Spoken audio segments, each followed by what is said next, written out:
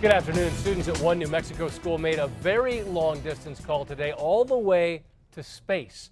The New Mexico Military Institute was one of only 15 schools in the whole country that got the chance today to ask astronauts questions.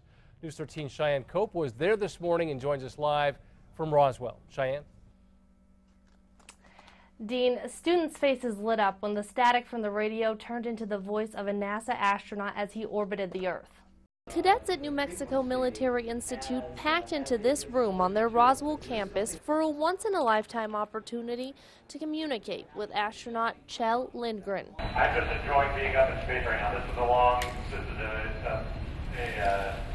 a dream come true for me, something that I've worked towards my whole life. How many high school and college kids get to talk directly to the International Space Station? The students talked to Lindgren over ham radio, technology the school has been using for decades. The earliest I can find information about a ham radio club here was like 1924.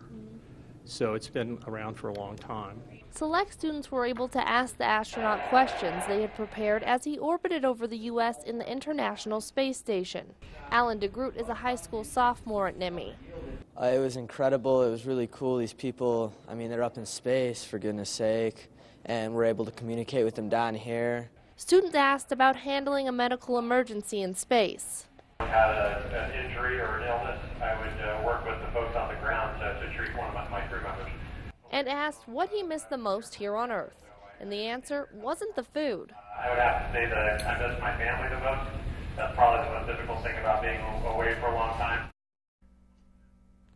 Lindgren, who's an Air Force vet from the Midwest, went to school at Colorado State and is a flight engineer on board the International Space Station. He's been in space since May and will be coming home later next month. Dean, back to you. All right, Cheyenne. Thanks a bunch. Well, students in the Ham Radio Club at New Mexico Military Institute don't just learn how to use and maintain those radios, they can also earn their radio licenses.